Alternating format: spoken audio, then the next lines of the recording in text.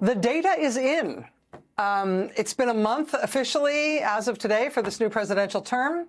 And what the data says, sort of broadly, bottom line, is that the country kind of hates this guy. I shouldn't say hate. It's not the right word. It's not a nice word. Maybe it's can't stand him. Or maybe I shouldn't characterize it at all. I'll show you the numbers. I will say we probably should have seen this coming. I didn't necessarily believe that it was coming this far, this fast, but, you know, right out of the gate, Gallup did polling just after the inauguration. They did their first poll on public opinion of Trump in this second term, starting immediately after the inauguration. Literally, they had their first poll in the field the first full day Trump was in office, the day after he was sworn in. That is the definition of the honeymoon period, right? That's when you are at your high watermark in terms of what people are expecting from you and hoping for from you. But in that first Gallup poll of this presidential term, sort of shockingly, Trump was already underwater.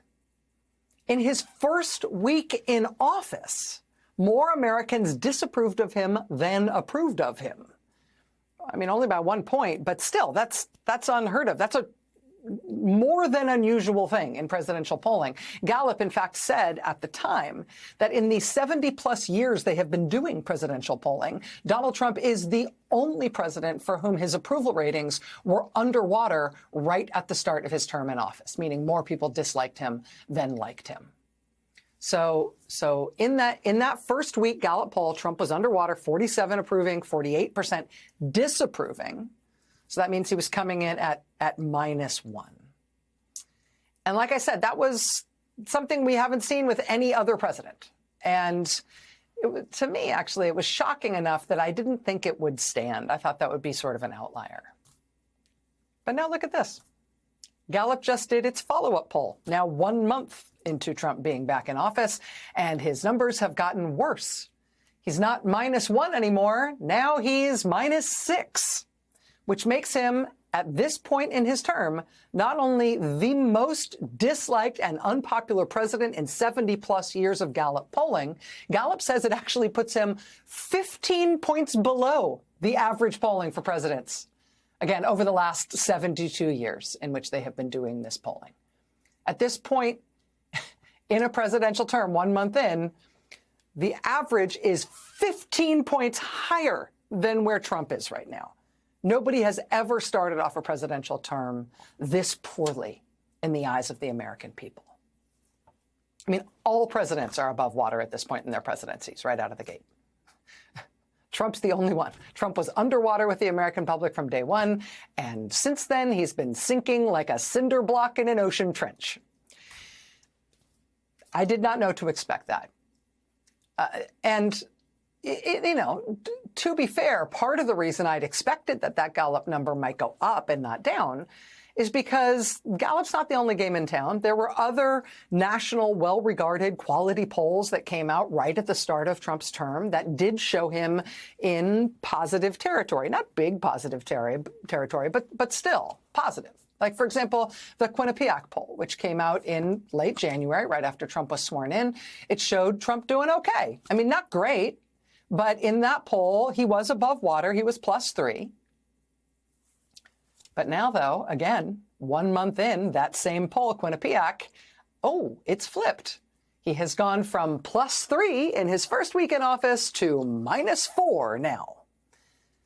That is a quick turnaround for a poll that initially looked okay for him less than a month ago.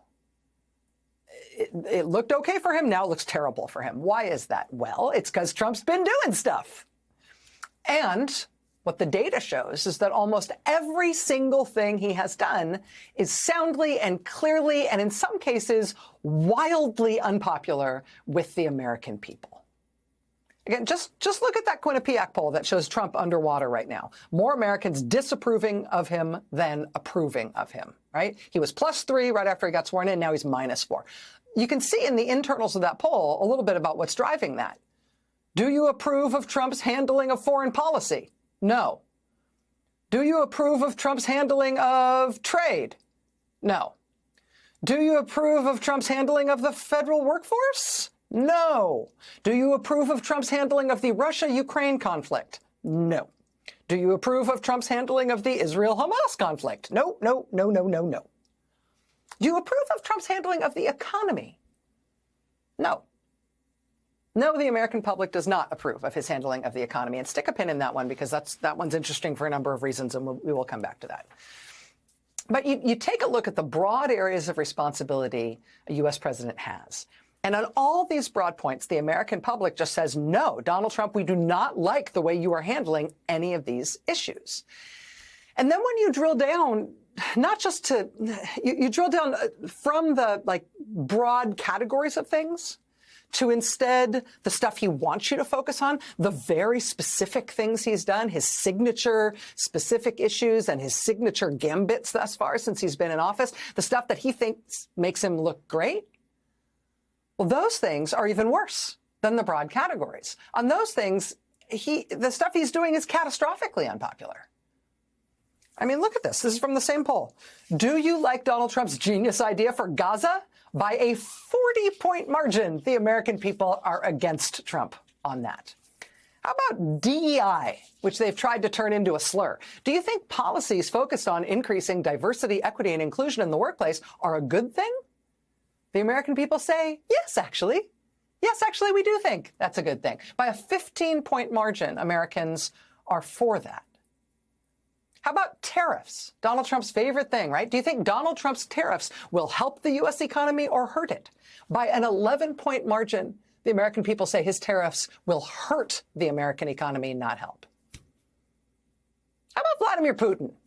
All right, this is one of the most important things that Trump has done since being back in office. You know, Trump's sitting there in the Oval Office telling reporters, yes, I trust Vladimir Putin, as he throws out 70-plus years of our post-World War II alliances and decides that now we're going to be allied against Europe and with Russia, all because he trusts Putin so much. Well, Quinnipiac polled on that specifically. Quote, do you think the United States should trust Russian President Vladimir Putin or not? 81% of the American public says not. Not.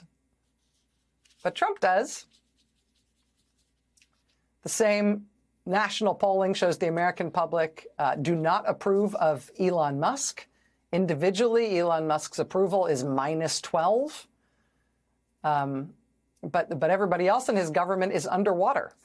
The American public has apparently seen enough already to be against, to be disapproving more than approving of not just Elon Musk by a mile, but Trump as well. And also J.D. Vance is underwater, and Robert F. Kennedy Jr., the brainworm podcast guy who's now U.S. Health Secretary, and Tulsi Gabbard, who really is the Director of National Intelligence, believe it or not, and Kash Patel, who was confirmed today as FBI Director. All of them are underwater in the new polling. The American public does not like any of them. Not a single one of them is above water. Nobody who they polled on is above water in the Trump administration. And it's not just Quinnipiac. Look at the polling on Elon Musk in the new CNN poll that's out today. By a 2-to-1 margin, Elon Musk having this prominent role in the administration is seen by the American people as a bad thing. 2-to-1 against his prominent role in the administration. In the new Washington Post poll, which we're going to talk about in a second, they've got an Elon Musk question as well. Are you concerned about Elon Musk in his government role gaining access to your personal data and information? The American people say, yes, yes, we are concerned about that, by a 29-point margin. Elon Musk being somehow empowered to shut down federal government programs, is that a good thing or a bad thing? By a 2-to-1 margin, the American people think that is a bad thing. In today's CNN poll, overall, Donald Trump is underwater by 5 points. In the new poll from Pew Research, Donald Trump is underwater by 4 points. In the new poll from Reuters, Donald Trump is underwater by 7 points. In the new poll from the Washington Post and Ipsos that's out today, they've got Trump underwater by 8 points. All of this absolutely historically unprecedented. No president has ever come out of the gate with numbers like this ever before.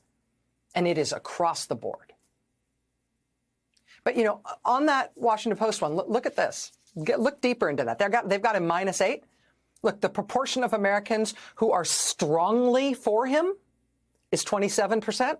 The proportion of Americans who are strongly against him is 37%. So yes, your perception, your anecdotal perception is correct. He does have a small, fervent base of support, but the base of fervent opposition to him is much larger, like 10 points larger.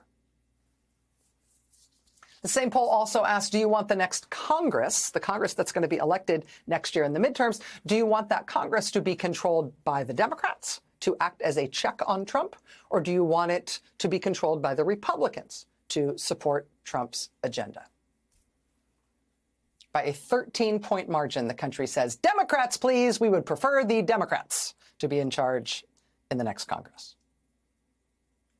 In the Washington Post polling, do you support Trump banning transgender people from the military? No, by 11 points. Do you support Trump laying off large numbers of federal workers? No, by 19 points. Do you support Trump shutting down USAID? No, by 21 points. Do you support Trump pardoning people convicted of violent crimes related to the attack on the Capitol on January 6, 2021? Do you support Trump's pardon of people convicted of violent crimes on J6? What do you think the number is going to be on that one? The answer obviously is no. The American people do not support that. But the proportion of Americans who say that is 83%. That was his first major act upon taking office as president. 83% of the public disagrees with it. That's a bad plan in politics.